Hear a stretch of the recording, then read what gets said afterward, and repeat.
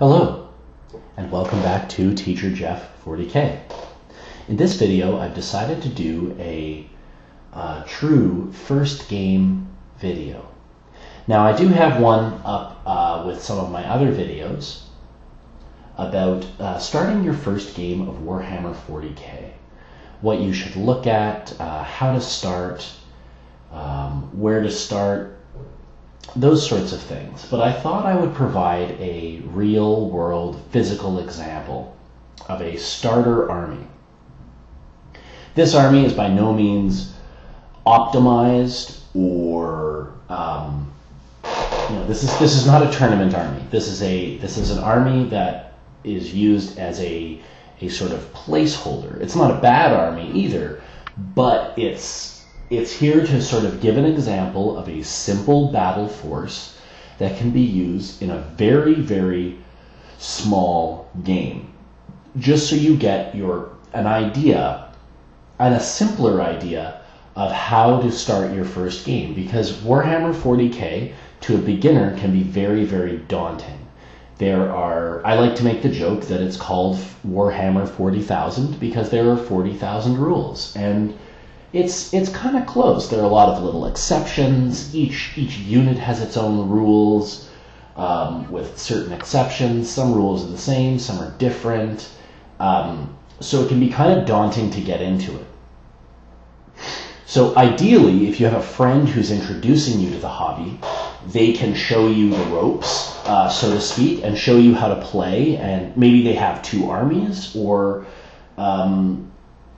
you can find someone else's models to use or something like that. But what I'd like to do is I put together a very small army. So, like I said in my previous video, to start off, to make a battle force for the army, I would advise using something called a patrol detachment. And again, like I explained in my other video, the patrol detachment is the most basic detachment. So you might be asking, what is a detachment? So basically, you are allowed to put your forces into certain organizations. So you have, for example, HQ units or headquarters. They are like the leaders or commanders of your army. You have troops who are, kind of obviously the troops. They're the frontline guys who do the foot slogging. Sometimes not necessarily, but they may. And then there are also heavy support, which are like usually big guns. You've got fast attack. Again, they're kind of intuitive names, so you can get an idea of what you're getting. And then you have elite forces, which are similar to troops, but usually a little more specialized in one area.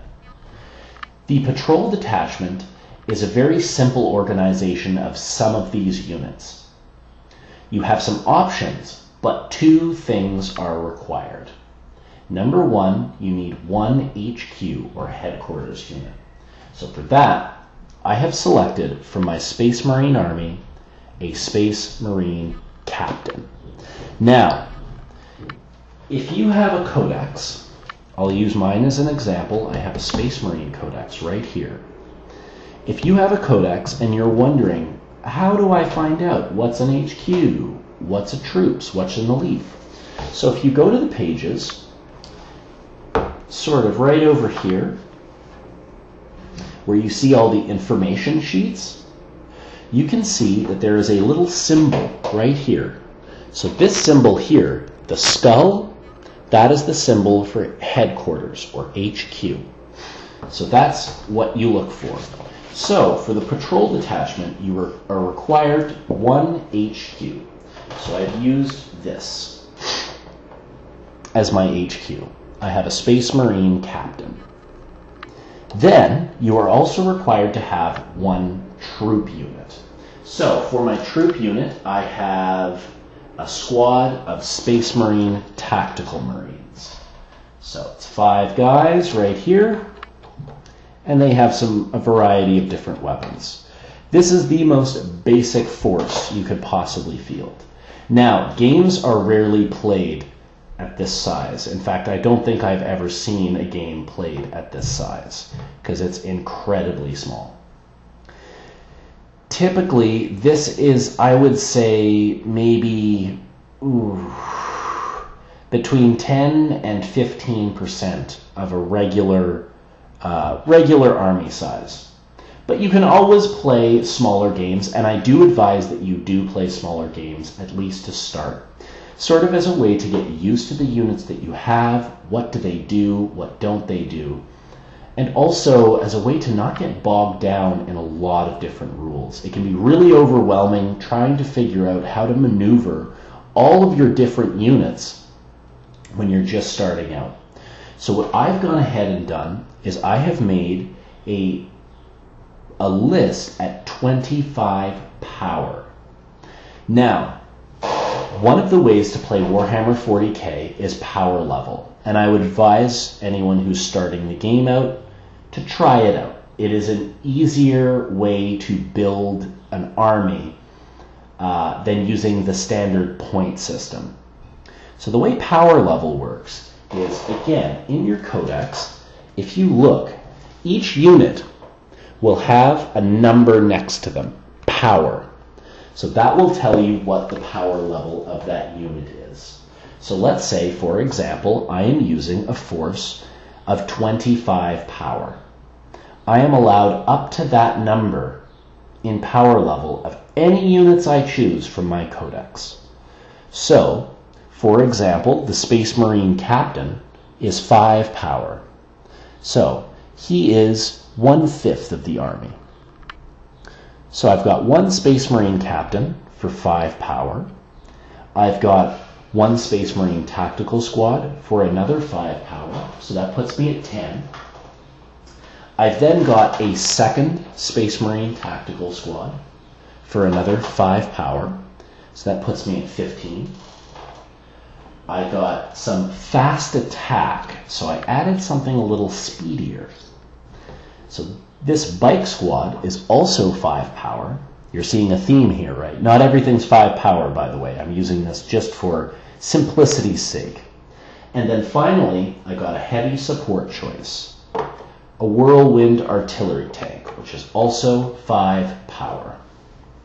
So I have 5 units at 5 power. I have my force of 25 power. So this is probably, if you're looking at points, this is probably close to about 500 points if you're doing a point system. But power level is very easy to use. Now, if you remember, I mentioned that in the patrol detachment, you will need 2 things, 1 HQ and 1 troop unit. But there are also other optional slots to fit. If you would like to see what that looks like, you can actually just do a quick Google image search of 8th edition patrol detachment, and I'm sure they will show you the picture. And it will show you that you are required to take 1 HQ and 1 troop, and then you have the option to take another HQ, some more troops, and a few selections from the others, like fast attack or heavy support. So I have chosen, here is my 1 HQ and 1 troops. So those are the required units. Then these other units, this tactical squad, this bike squad, and this whirlwind are optional. I've decided to add these on my own. So I have built a 25 power force. Now, I've got my force together. Why should I use power level over points? Like I explained, it's easier to build a force using power level. The reason for that is, a unit, when you see it in the codex at 5 power, that will not change with the equipment you give it. So for example, my Space Marine Captain is 5 power. I have given him some extra equipment to make him a little stronger. I've given him a plasma pistol and a thunder hammer. And this does not change his power at all. He remains at 5 power no matter what I equip him with. So should I decide, okay, I don't want the thunder hammer, I'd rather have a power fist, for example. Okay, Now he is still 5 power.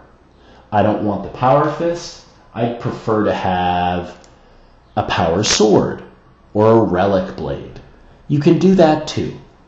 So that's kind of the beauty of playing power level. This goes for all your other units as well. So any options you could add to these units are effectively free. The reason I say effectively is because some units will have a much higher power than their basic equipment would suggest, because they have access to a lot of extra gear. So you can allow yourself to get creative. Say like, oh, I wanted to put a plasma gun in this squad, and then my sergeant got some extra equipment. And this squad I wanted to have another special weapon, so I gave him one. This does not change the power level of those units. There are a few exceptions, but it will be marked in the options. It will say you can add, such and such equipment for +1 power.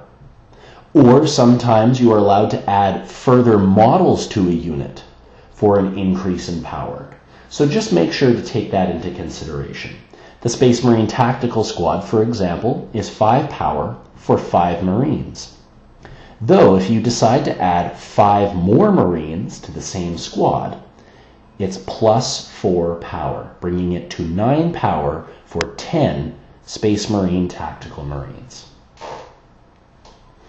So, here you have an idea of a very small force, and this is just an example of 25 power. You could use a variety of other units should you want to. I do suggest the patrol detachment, because it allows you to have a look at some of the backbone units in your army. But again, this is just an example. You could, I feel another sneeze coming on. It's happening. It may happen. I'll keep you posted. Okay. You could decide, if you go to the gaming store, I want this unit, and this unit. Just the stuff that looks cool or whatever.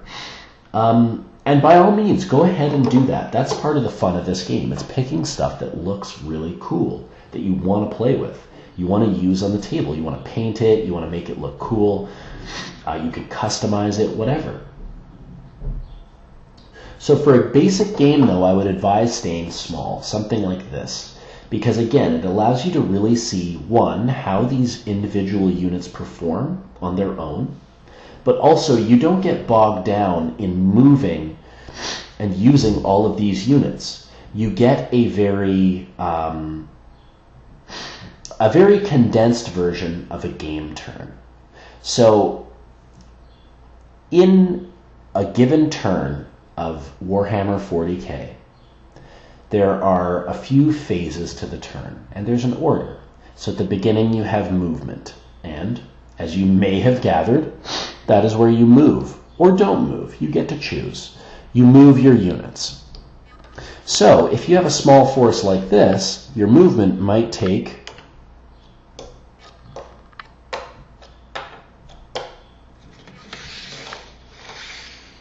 a very short amount of time. Now, obviously, the gaming table is not going to look like this, but it shows you that with very few units, well, you'll have less movement to do, obviously. So that's why I advise this, because, again, starting out with, like 10 or 12 units, you're going to have to, move all of that. Everything has different move characteristics. Where can they move? How can they move? Can they ignore certain pieces of terrain? There's a lot to consider in Warhammer 40K, and starting out early it's a lot better to use just a few units at a time. This will also make your games faster, which is good, because Warhammer 40K can be both a monetary investment as well as a time investment, and sometimes people don't have time for this. And especially if you're new to the game, it will take a little longer at first to sort of figure it out. That's why I advised getting a friend who plays. But if you don't, I'm sure if you go by your local hobby store, or Games Workshop or something, you'll be able to find someone to play and explain some things to you. One thing I would say is you can access, I've mentioned this in my previous video, you can access a free set of core rules from the Games Workshop website, and I think they have a couple of small missions in there that are ideal for starting games. Very, very basic missions to get you rolling right away. Typically, Warhammer 40k is played on a 4-foot by 6-foot table, but I would advise, if you are playing a game of this size, to play on a smaller table, maybe 4 feet by 4 feet, just because it might take a while to get into the action if you have a very, very small force like this one. Once you have bigger armies and you've added some more things, maybe you can get a little bigger. But for now, you may find it a little slow at the beginning if you're playing on a very large table.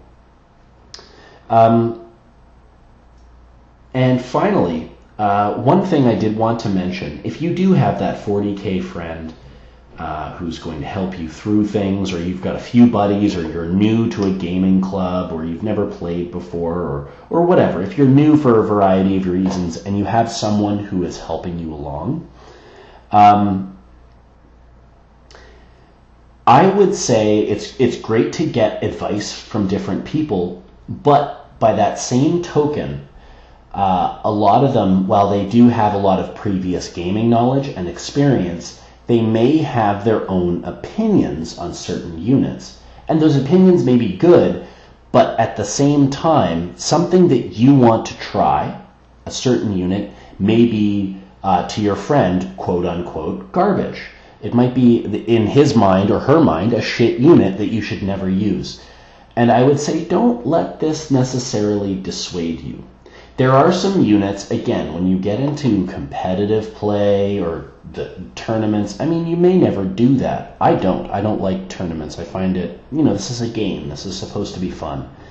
But if you get into, more matched play and more intense play, some units, yes, are more efficient than others. But it doesn't stop certain units from being truly very fun to play with. So I would advise, just say,